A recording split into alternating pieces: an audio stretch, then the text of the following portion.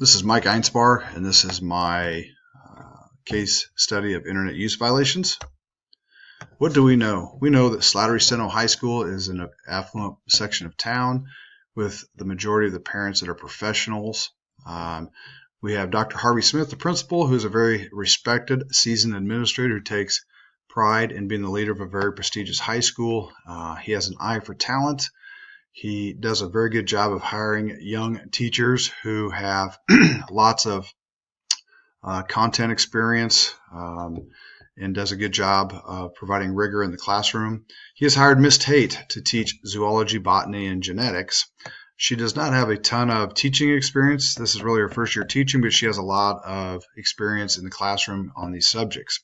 She has never been married, and she spends a great amount of her time developing structure and rigor in her classroom. Because of the classes that she teaches, the general nature is they are very stressful. In the classroom, Dr. Smith has received numerous complaints from parents about the rigor of her classroom and the stress it is causing, mainly because a lot of the students within her class are competing for valedictorian and salutatorian, so all grades, especially in those upper level classes, are extremely important.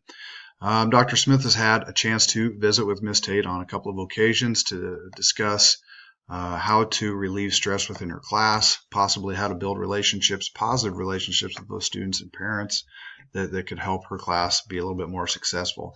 And as of right now, it seems like Mrs. Tate has not implemented any of Dr. Smith's suggestions. There has been a threat after a long weekend. Mrs. Tate had received an email suggesting that she look at a specific Facebook page which had some inappropriate comments about how she lived her lifestyle, her rigor in her class, and one of the last things on there was how they would want Mrs. Tate to disappear. There was some concern here. You know, I did feel good about Mrs. Tate phoning Dr. Smith to tell him about the threat. She felt comfortable enough to call him and let him know, and she felt good enough with Dr. Tate to express her safety and let her know that she was not going to stay in her apartment. She was going to stay at her parents' house. Dr. Smith was able to calm Miss Smith down. And she not call the police right away. Let the school handle the investigative processes. At the beginning, he did the right thing in asking for copies of the URL so he can investigate both the email and the Facebook page. And once he does that, he can get to the bottom whether this is really a true threat or if it's just a prank and they need to take the investigation to further steps. At this point in time, Miss Tate accuses student William Hall. She just knows after some of the things he's done in her classroom that he must be behind it. Of course, this is a total assumption at this point. And the quick plan is to get quick prints of the Facebook page and the emails for them to investigate on. And Mr. Smith plans on questioning all students. What do we need to know? We need to know what is the board policy dealing with allegations? How many students contributed to the website and who are they? Are there any adults involved? Are there teachers? Are there parents? And we need to visit with them as well.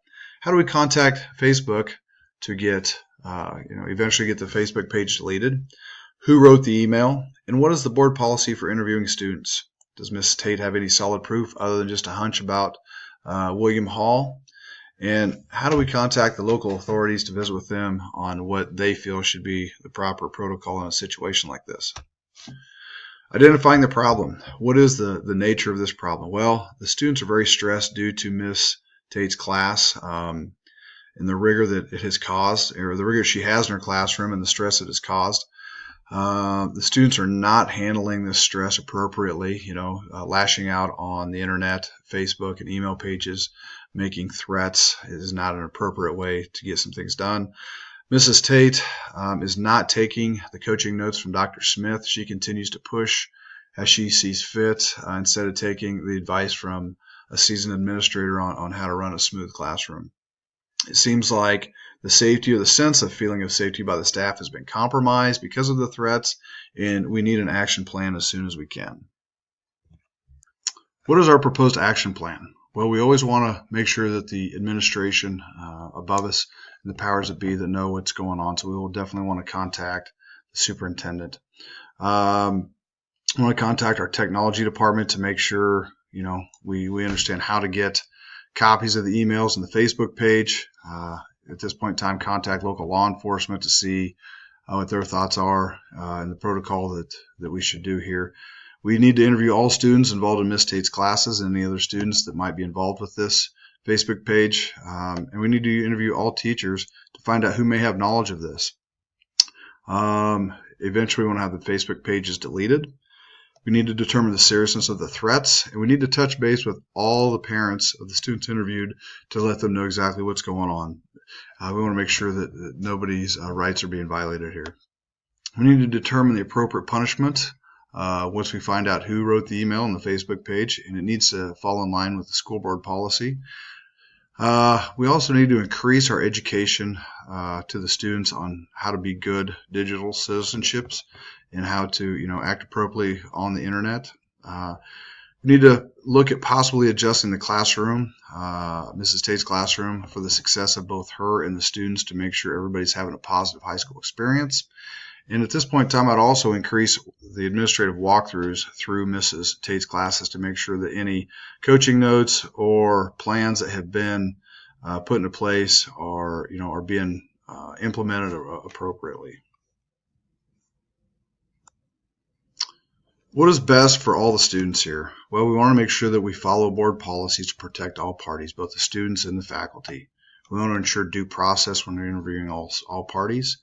And we only want to work from facts on emails, Facebooks, and interviews. We want to avoid any kind of assumptions or hearsay that might be out there or that might be spread through students and staff. We want to work to ensure that rigor in a friendlier manner within Miss Tate's classroom. And we really need to help Miss Tate work on relationship building and easing the stress of her classroom for the students. We also, at this point in time, need to work on some coping strategies for the students on how to deal with academic stress in an appropriate manner. What was I thinking, feeling, and valuing during this process? I really feel like Dr. Smith's providing their students and their community with a dedicated teacher with an advanced curriculum. I did feel like the students, being in an affluent area, have a sense of entitlement in that their worries of being a valedictorian or salutatorian supersede the rigor of the classroom. I feel like Mrs. Tate is focusing too much on content, not the total success of the students. I did value Dr. Smith's suggestions, strategies to lessen the student stress and improve success within her classroom.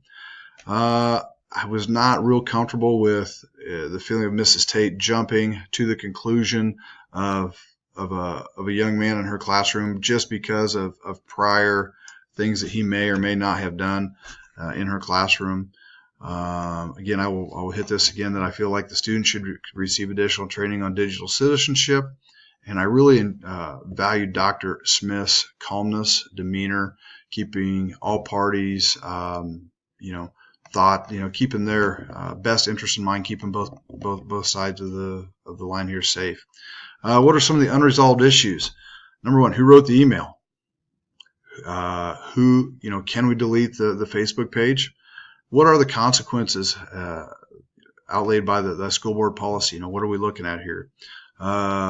We never really knew what Dr. Smith's suggestions were for reducing stress within her classroom.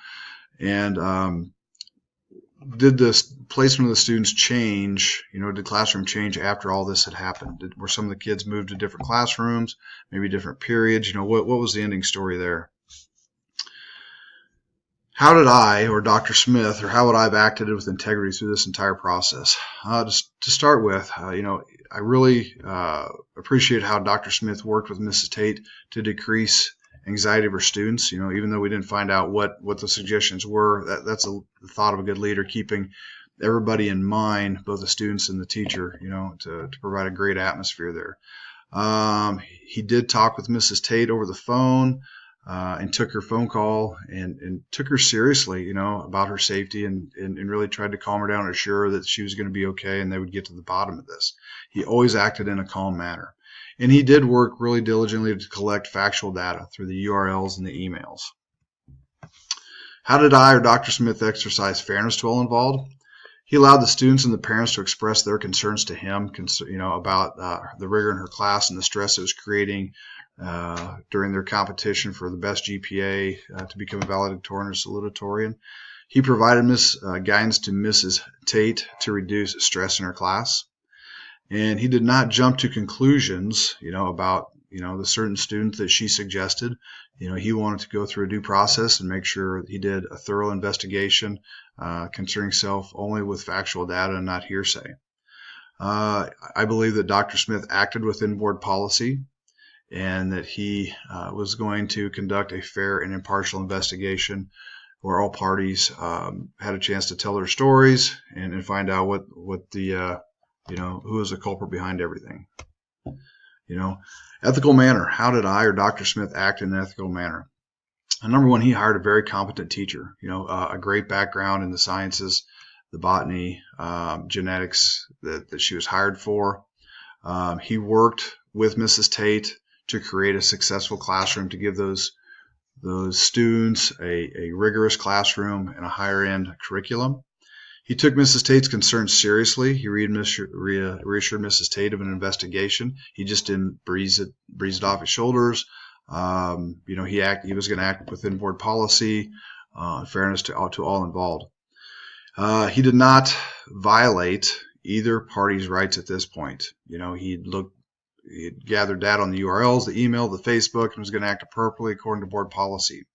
And he worked with the stakeholders to ensure the students' success in the classes. And that could be rearranging the classes a little bit, maybe different kids in different periods. But it seemed like he was going to work in an ethical manner to make sure all parties had a positive experience. That is my case study. Thank you very much.